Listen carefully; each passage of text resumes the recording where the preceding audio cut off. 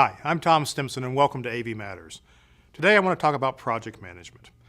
What I find that in many rental and staging organizations, there's many different definitions of project managers. So let's discuss what the three types of project managers are, and maybe that will help you better understand the type of project manager you need for your organization. Because all three are the right kind of project manager if they're used in the right situations. Where does this come up? Well, it very often happens that we'll hire a new project manager with great experience and we'll bring them into our company and find out they don't understand anything about how you do project management. Sometimes the learning curve can be pretty devastating when you immediately give them a huge project and find out that their style of project management doesn't mesh well with your company's style of project management. If we're going to have a large company, we may have several kinds of project managers within that organization.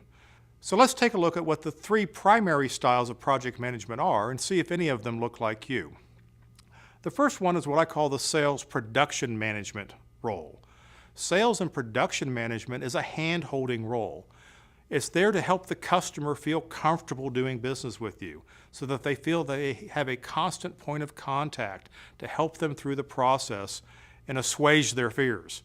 And let's face it, being a client can be very scary when you don't understand what it is the rental and staging company is really supposed to do for you. So the production manager handholder role of project management becomes a customer-facing customer service kind of role.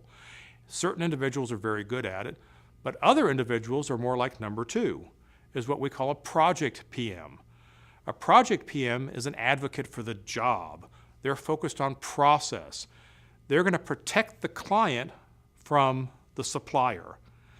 So their job is to do drawings and schedules and coordinate other suppliers within the project to make sure that everything goes smoothly. They're there to keep the customer from interfering with the project flow, but they're also there to make sure that the seller does everything that they said they were going to do.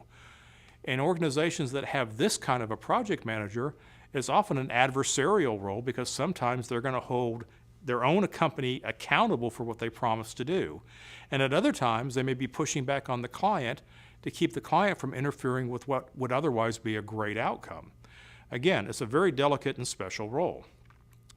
The third kind of project manager, and one we see probably most often in the rental and staging world, is what I call an internal project manager. The primary role of the internal project manager are to do the tasks that the organization, the seller, needs the project manager to do to make sure that there's a good outcome. Internal project managers do things like order scrubbing.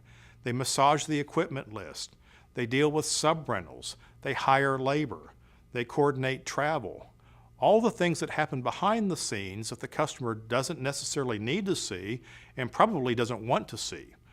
An internal project manager sometimes takes on several administrative roles in order to get a job done. And often an internal project manager doesn't even need to be seen by the customer in order to be effective. A salesperson may remain the primary contact for the customer while the internal project manager handles all the details. In some organizations, we will find what I call a super PM.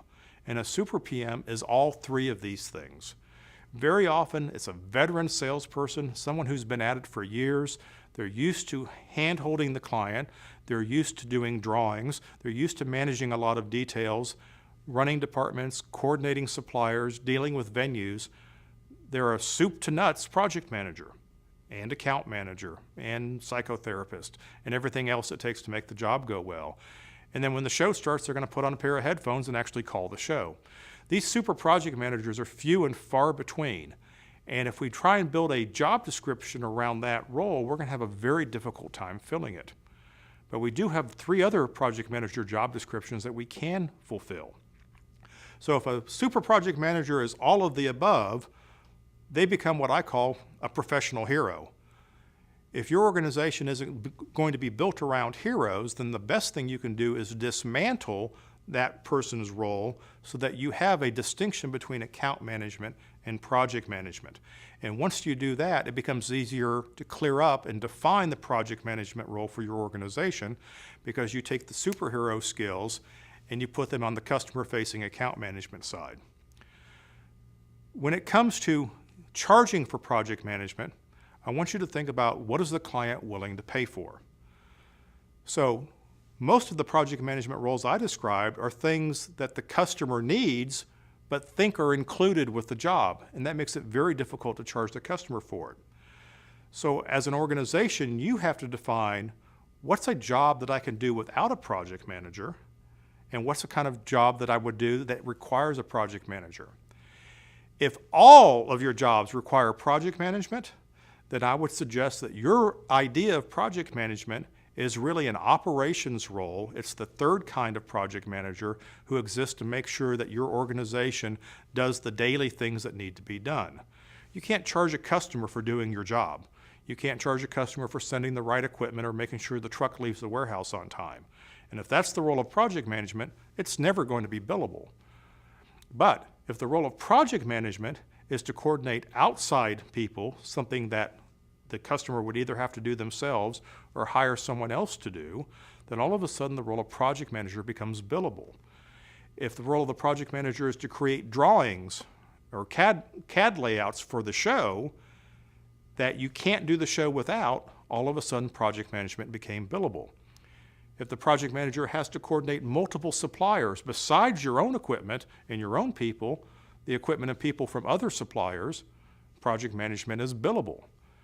And as a profession, project management is billable. But when you make it part of the sales process, no one pays a salesperson to be on show site. And that's a very simple bottom line statement. If the salesman can do it, the client doesn't feel like paying extra for it. It's part of the included package, and maybe it's why they're hiring you, because they're getting something for free. So to figure out how to pay for project management and how to hire better project managers, step back for a moment and decide what project management is in your organization, and make sure it's what you want it to be. So to summarize, think about the kind of project management that you're expecting out of your organization, so that when you hire someone into that position, they can fit one of the roles that makes sense not just for you, but for your client. And if you have the right roles in project management, perhaps you have something you could bill for that you weren't billing for before. I'm Tom Stimson, and thanks for watching.